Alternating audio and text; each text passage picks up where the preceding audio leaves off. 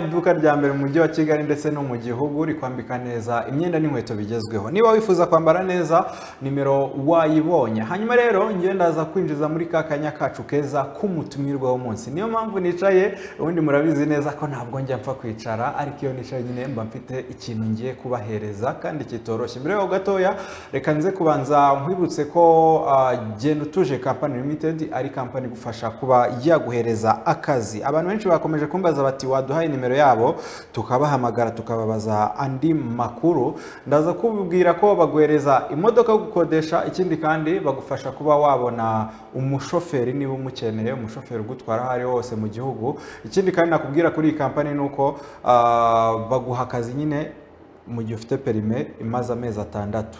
Guze kubahamagara kuri 0786266757 cyangwa se kuri iriya nimero yindi iri kuri screen yawe. Nkanakwibutsa ko kandi Samudwa Integrated College ari ikigo kigufasha kwiga imyuga igiye itandukanye mu gihe gito, kandi bakwigisha ibirimo ikoranabuhanga, ubwubatsi, ubukerarugendo, gusiga amarangi, gukora amatiyo y'amazi, kogosha, kudoda ndetse n'ibindi.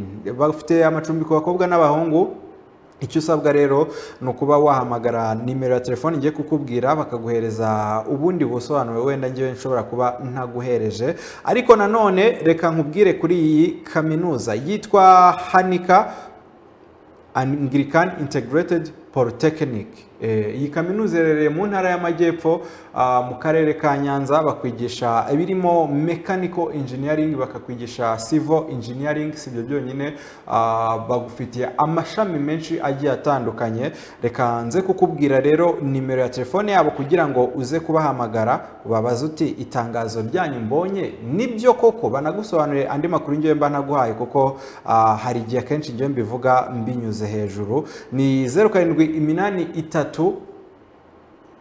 655 671 0783 bakakwigisha amasomo muri kaminuza arimo civil engineering, mechanical engineering ndetse na computer engineering. Hanyuma rero reka muri aka kanya nakire umwe mu bagabo nakunze ubugeni bwabo. Ni umusizi, aracyari umujeni, ngira ngo wenda hari abamuzi ariko no kubatamuzi. Reka atangira atwibwira mu buryo bwa gihanzi. Tuguhaye ikaze.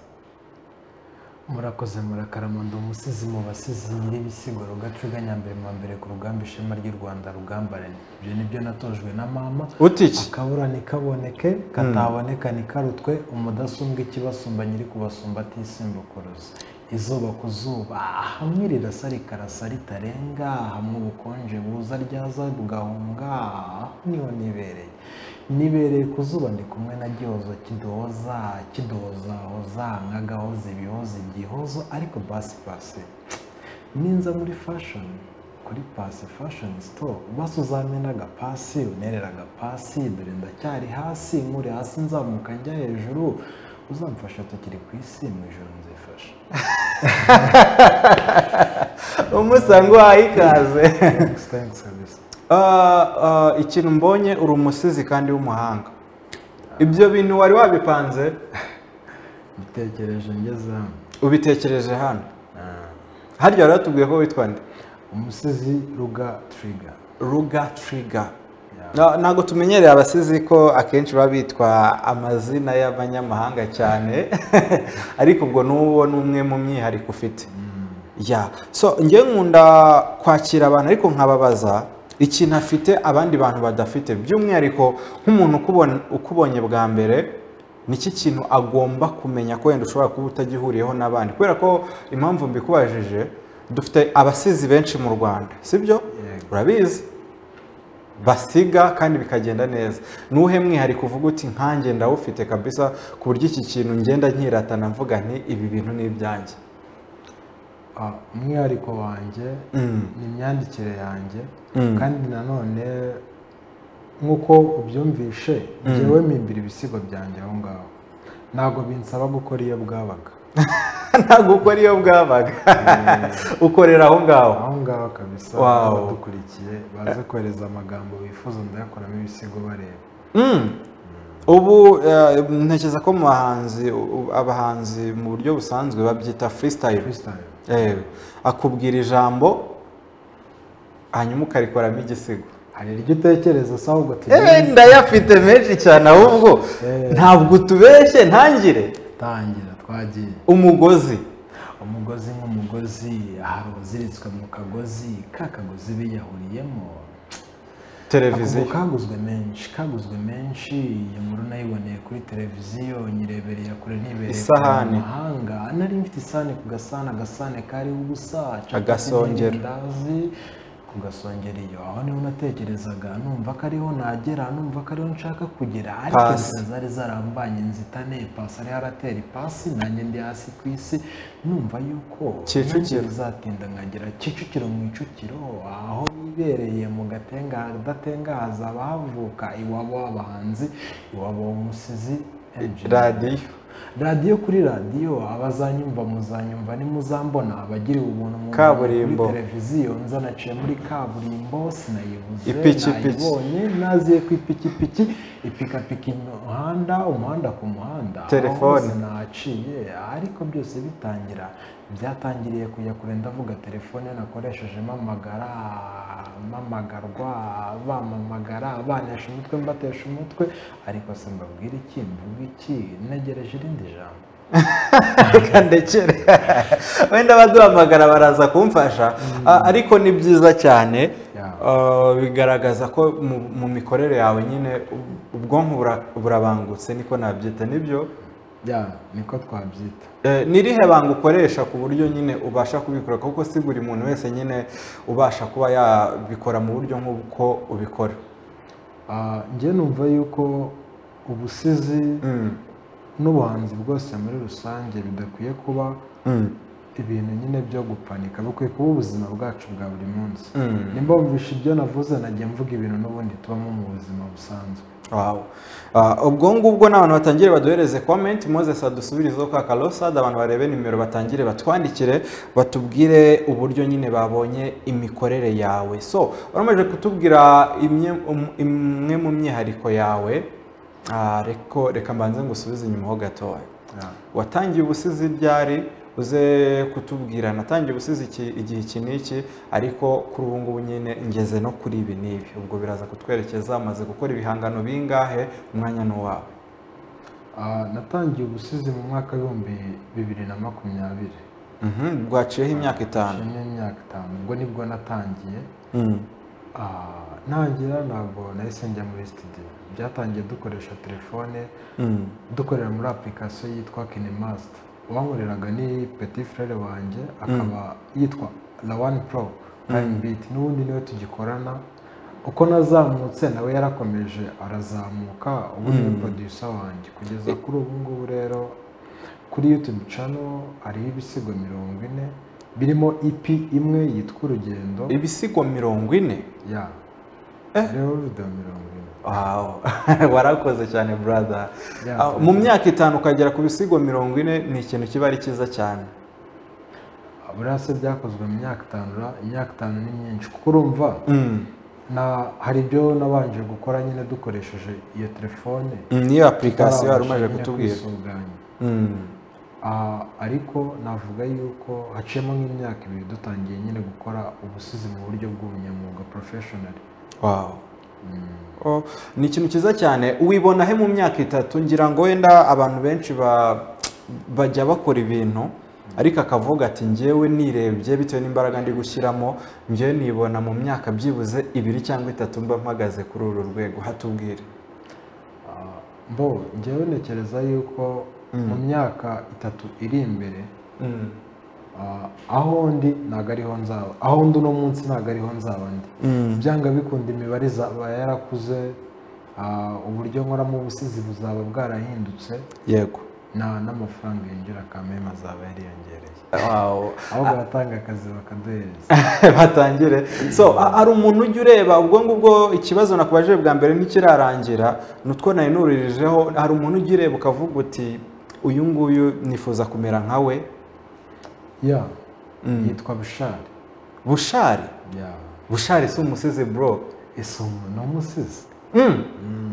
rap bivuga rhythm and poetry. urumva n'ubundi hip hop ituruka mu busizi. ubundi ni bwa busizi bafasha bakabohereza ritme runaka. bivuze ngo rero n'ubundi nanajya kuza n'ubundi niwe wabiteye. gute? Bushari yamenyekanye mu mwaka wa 2019 cyane, yego, nibwo inkuru zizasakuje ku mbuga nkoranyambaga n'abatari bamuzi turamumenye, njye nibwo namumenye. N'ubundi nakundaga imiziki cyane hip hop, ariko nkumva ntabwo ndabona nyine ibintu byanjye. Aho rero Kenya Trap yaziye nibwo nabashije nyine kubona ikintu nisangamo, mera nkaho nyine mbonye ikintu cyanjye, kugeza ubwo natekereje nyine guhimba indirimbo ya hip hop ngo nzayiririmbe mu njyana ya trap, ariko bikarangira havuyemo igisigo. Byaje kurangira bibaye igisigo. Byarangiye usize kandi washaka gukora trap. Muri make nyine ubusizi bwarampamagaye nishakira kurapa. None se inzozi zawe zahoze ari ugusiga cyangwa wenda wagombaga kuba umuraperi ariko biza kurangira nyine wibereye umusizi mu buryo butunguranye? Njyewe numvaga naba umuraperi kuko n'abanyinsipira benshi ni abaraperi. N'ibisigo byanjye nkora kenshi birimo ikintu cyo twavuga nyine ni nka rap kuntu. Wow. So reka tuze kureka gutindamo, ahubwo uze kutwereka ubudahangarwa bwawe. Ubwo ndi kuvuga hari nk'igisigo waba warakoze wenda abantu bakagikunda kurusha ibindi, banze udusigireho gatoya, niko bavuga? Dusigireho gatoya amasegonda makeya abadukurikiye babanze bumve ubuhanga bwawe n'ububasha, hanyuma tugaruke mu kanya gato cyane. Hari igisigo abantu batajya babasha gusobanukirwa cyitwa gupusha ganje. Mupusha ganje? Gupusha. Bro. Abantu nyine bose bacyumvishe bahita bumva nyine damn. Babumva nyine ari ibintu biteye ubwoba. Kandi koko birabiteye kuvuga ngo kunywa urumogi. Gupusha ganje nicyo bisobanuye. Ariko ntago nagikoze ndi ku influence abantu kugira ngo babikoreshe, ahubwo nikize mu mwanya w'urukoresha, ngerageza kumera nkaho mvuga uruhande rushobora kuba rwakumvikana rwaneye nyine kubikora. Twagiye navugaga ngo ganja smoke and kaya niwe muvandimwe mfite, gupusha ganja ngapusha kaya, ayo ni ari amahitamo y'ubuzima bwanjye. Nari umwana wa caca imbarizwa muri kwaya, baramisha nkahimbaza, bahimbarwa amashimwe agatowe ja, agatorwa indyarya pasta. Natoye mu isinagoryi mba ikigoryi, nakorana ibyo mbwibwira uko mbibwiwe. Bwari ubuzima butari buzima, ubuzima butarimo kwifatira imyanzuro, ubuzima bwo gukora hagahembwa indyarya pasta. Ukuzimu mu rusengero, wipe out, kurimbuka. Ubu ndapusha kandi rihabu, nsinyira 3 ku munsi, miranze ya nyamunsi, umunsi ku munsi. Hari ubwo umunsi ugera ngaca munsi nari hasi nshyushyemo, nkajya street gushaka doctor. Gupusha ganje. None se grand frère, kubera iki aricyo kintu wahisemo gukoraho igisigo? Hari ibintu byinshi wagombaga kuvugaho, ariko kubera iki cyo kintu aricyo wavuze uti ngomba kukitsaho mu gakeya? Nkuko nabikubwiye, njyewe nakuruwe na rap. Ubusizi bumamagaye mu ubusizi, ariko ngerageza nyine gufata culture ya hip hop nishyira mu busizi. Ari nabwo ari nayo ya freestyle biragoye kuzabona abasizi bakora freestyle. Nyine nanjye nicyo kintu nahoze nibaza. Kubera iki nyine ari we? So reka wenda hari ibisigo ufite byinshi, watubwiye ko ufite ibisigo bigeze kuri 40. Reka ku buhanga bw'ibyuma batureberemo kimwe bakitwereke tugaruke mu kanya gato cyane.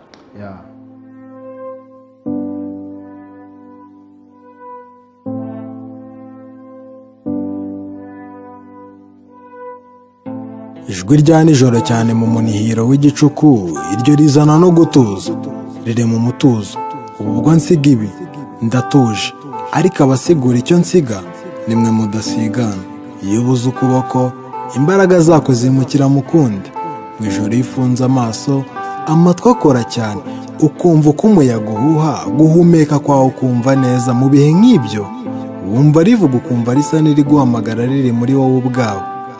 Ijwi rya nijoro mu mutuzo nk'uwo utembera mu bihe, ariko ibiza mbere ni bimwe wirirwamo ukibuka akantu ku kandi, ariko kandi hari ubwo haza agasa n'akavuye muri wowe inyuma, ukumva uratuje n'abakubona bakakubona uko indani muri wowe usa n'uri mu bitaro aho babyariza icyarimwe no mu isoko rifatanye na gare cyangwa ikigo cy'amashuri abanza ku isaha yo gukina icyarimwe no gutaha. Biba ari akavuyo kenshi cyane, uba wumva wanasara. Aho niho benshi bahita bananirirwa, kandi iryo ni irembo iyo urirenze wumva neza ijwi rya nijoro. Abatumva ibyo ari byo bumva ari ubusazi. Ijwi rya nijoro mu bitekerezo nk'ibyorezo zitarezo, mfitereza icyorezo cyazonze benshi cyoreka imbaga, imbaraga zicikiraho. Nanyereye nicaye isereri nkubita hasi, n'ubundi nicaye nshishwa bugufi. Ishwanyaguzwa ry'ishwagara rirema ishwanya, ishwanya gushwandarika shwi. Ijwi rya nijoro. Sekibi yarampamagaye, nabonye ku maso h'igisata kimwe kijimye, ikindi ari urutuku umutuku w'amaraso. Amaso yakaga nk'ibirimi by'umuriro. Uwo mugabo yari afite uburebure ntabashije kumenya. Ikigabo kirekire cy'imirizo miremire, inzasaya zizatanyaguzaga ubuzima bw'icyo zifasheho. Yari afite amababa maremare, amabwena atyaye, uwo yararinzwe n'ikiyoka, ariko ikiyoka cy'imitwe 5. Uko niko namwitegereje, ijwi rye ryari rinini akivuga, arambwira ati witinya. Sekibi yankoze ku maso anyereka ibihenze, uwo yanyeretse ubutunzi anyereka ibya mirenge.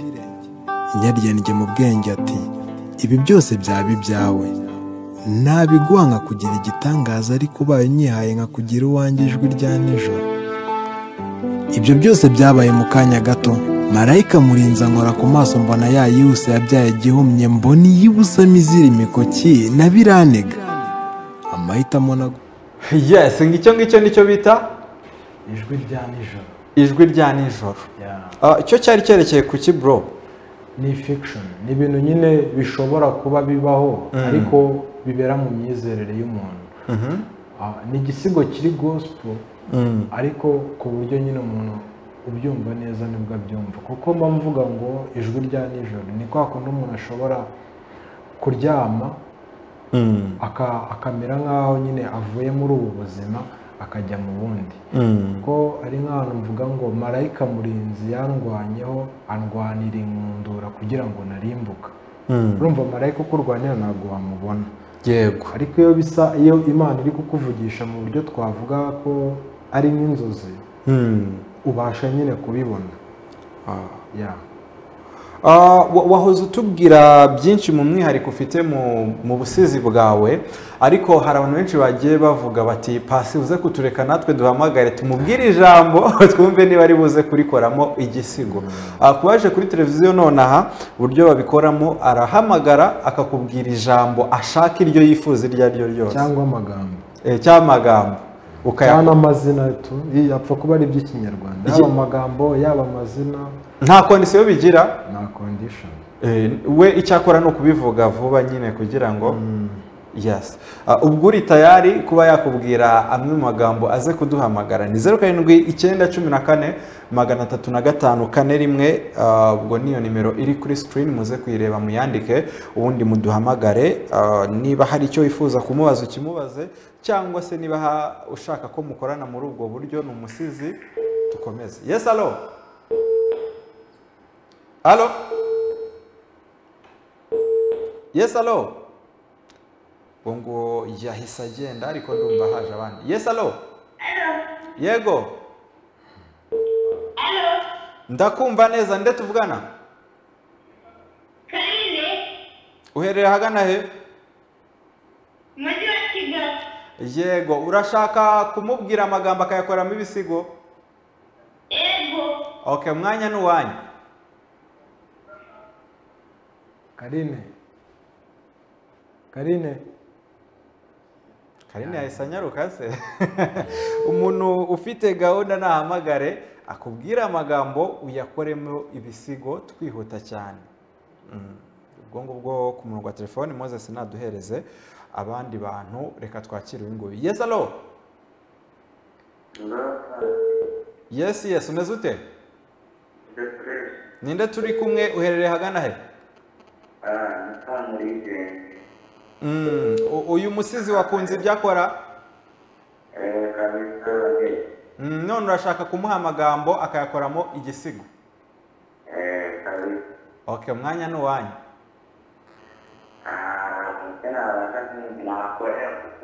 Kurababaza? Kurababaza? Kuki kwababaza? Undi se kuki kutababaza? Kwambabaza nkande? Mama n'uwimbabaza agira imbabazi, hanoje imbabazi arangwa n'imbabazi, ariko kuri kurababaza. Kwaca mu ziko ni gushye, kwamenyekana kwababaza nde? Kwababaza uwakumenye atarasanzwe kubaza. Tekereza ko kuri ubaye umenye ko mukundana atagukunda, ese uko kuri wowe ni kwakubabaza? None se uramutse umenye ko wowe wita so atari so, wowe wita nyoko atari nyoko, yagutoye mu giuro akabaye wita nyoko yagutaye, ni gute kutakubabaza? Ariko ubundi kurababaza, ndavuga ukuri. Wow. Brother. Uranyuzwe? Ngaho mubwira irindi jambo twihutisha.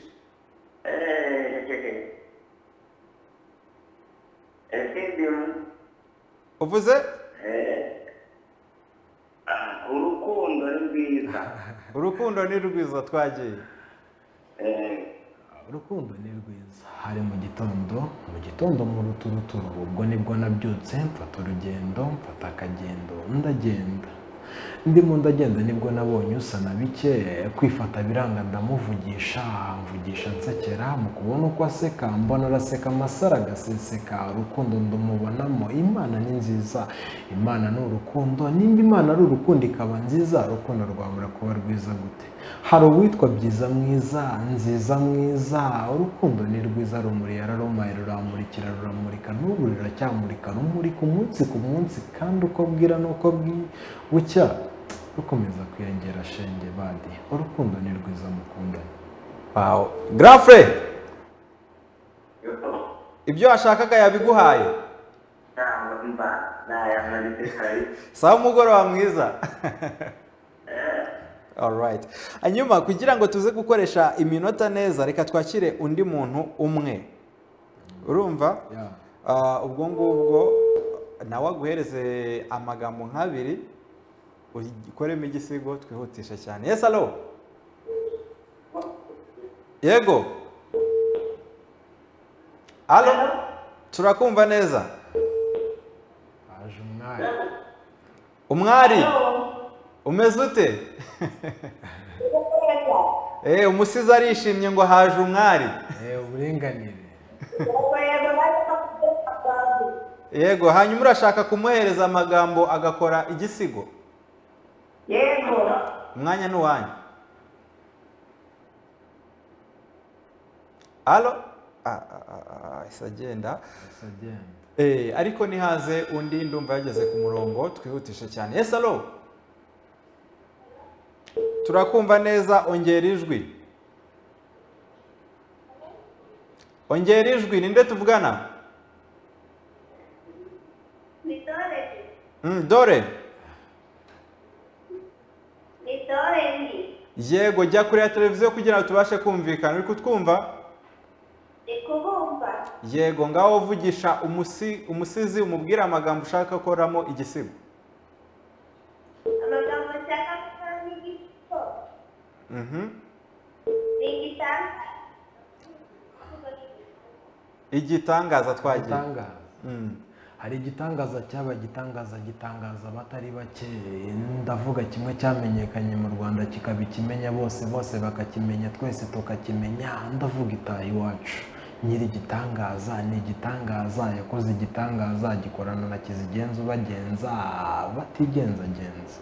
Ndavuga igitangaza nk'igitangaza, ndavuga igitangaza gitangaje, kimwe Kristo yakoze akagikorera iyo kure, hahandi batamwemeye twe tukamwemera, tudasa nawe, tutabana nawe, tutavukana nawe, ariko tukamwemera kuko yaturutse mu ijoro agaturuka ku Mana. Igitangaza ni igitangaza, biratangaje kubona umusizi usiga agasiga ibyo abantu batekereza agasiga ibiri mu mitwe y'abantu nyamara batahuye batavuganye kuko bamurebeye kure. Ndavuga televiziyo ni igitangaza, biratangaje. Ese niki kitatangaza badi? Amazi ubwayo aratangaje, nawe amenya aturuka, nibi muri kubona biratangaje, mwese mwatangaye, n'ikimenyimenyi aho muri dore murasetse. mushiki wanjye wabyumvishe wishimye?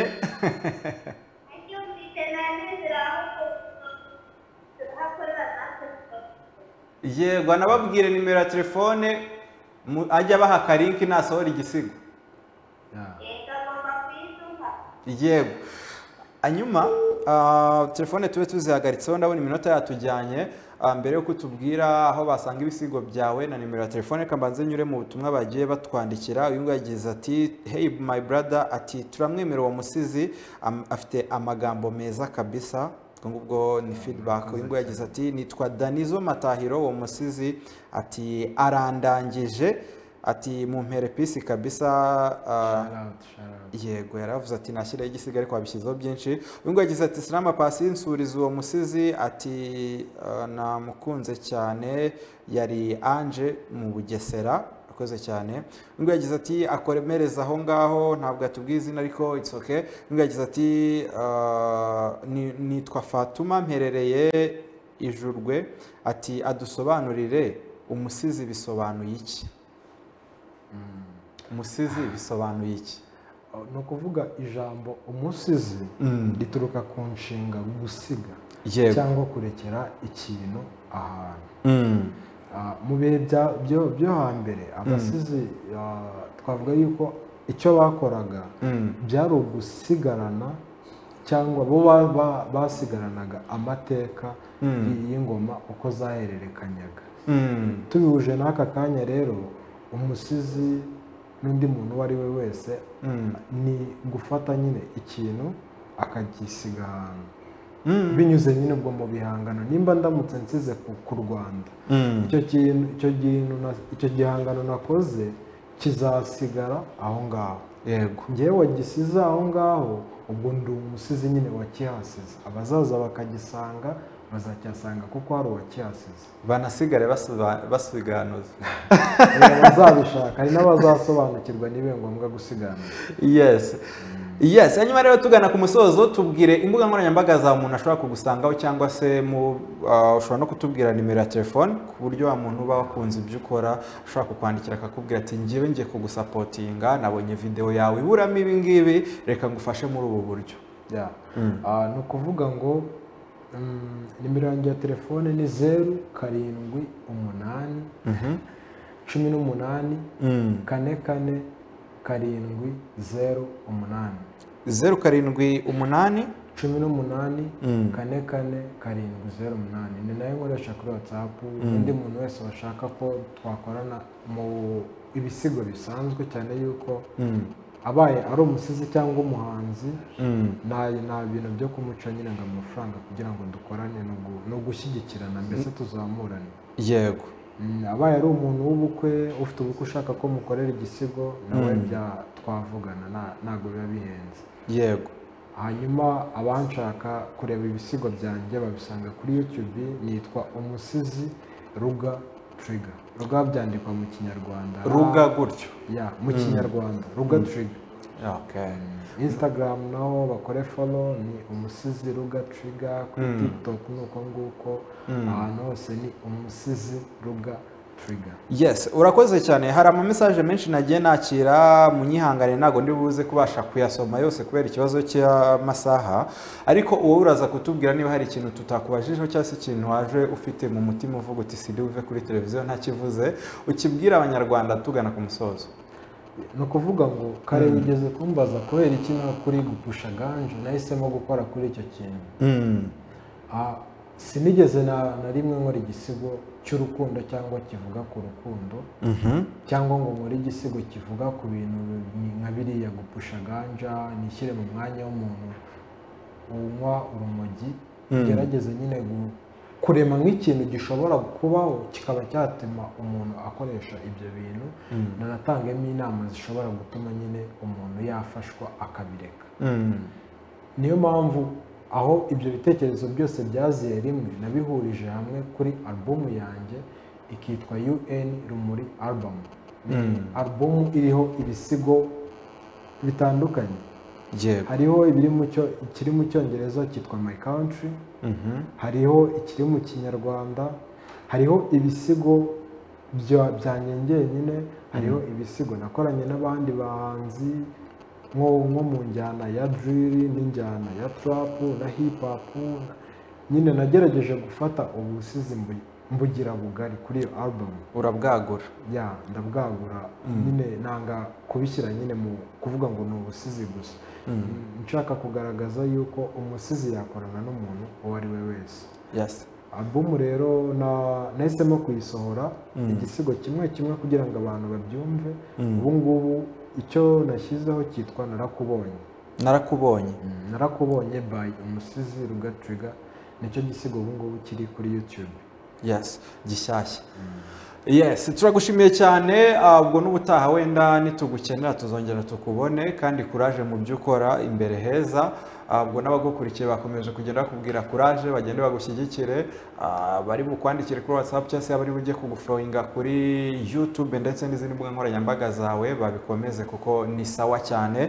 Ari naha ngaha ngiye gusoreza ikiganiro iStars Show cyo kuri uyu mugoroba, nkwibutsa bamwe mu bafatanyabikorwa tuba turi kumwe, barimo Samudwa Integrated College. Iki ni ikigo kigufasha kwiga imyuga irimo ikoranabuhanga, ubwubatsi, ubukerarugendo, gusiga amarangi, gukora amatiyo y'amazi, kogosha ndetse n'ibindi byinshi. Bahamagare ni 0782 Saba bonyine twari turi kumwe kandi na Shuwa Tangawizi. Iki ni ikinyobwa kigufasha kugubwa neza aho waba uri hose mu gihugu.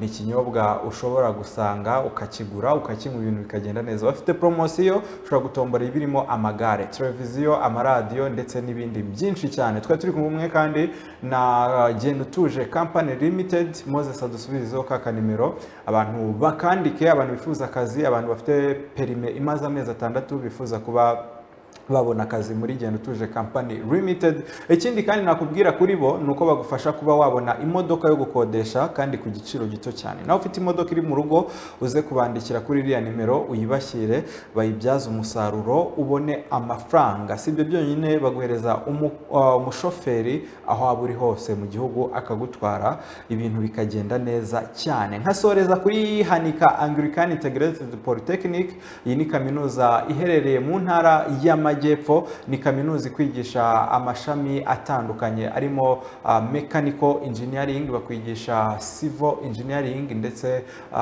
n'andi menshi agiye atandukanye. Hari nimero ya telefone Moses ajya dushyiriraho, dushobora guhamagara ubundi tukabaza andi makuru. Ikindi nakubwira nk'umwihariko kuri bo nuko amasomo wakwigiraho yo ahari ayariyo yose, bakwigisha amategeko y'umuhanda ku buntu. Ikindi bakagufasha kubona perime mu buryo bworoshye kubera ko bafite auto école. Ni ibintu byiza cyane rero, nawe ushobora kuba wabagana. Moses adushyiraho ka nimero kabo, bitwa Hanika Anglican Integrated Polytechnic. Nimero ya telefone rero ni 0782172950 cyangwa se ugahamagara indi nimero iri muri ziriya uri kureba kuri screen yawe. Nkagusezera nkubwira nti ugira umugoroba mwiza, wibuke kwambarira muri Pass Fashion Store, iduka rikwambika neza imyenda n'inkweto bigezweho ku giciro gito cyane. Wakoze cyane, nitwa Pasi, tubonane ku munsi w'ejo hamwe na Gihozo. Ciao ciao.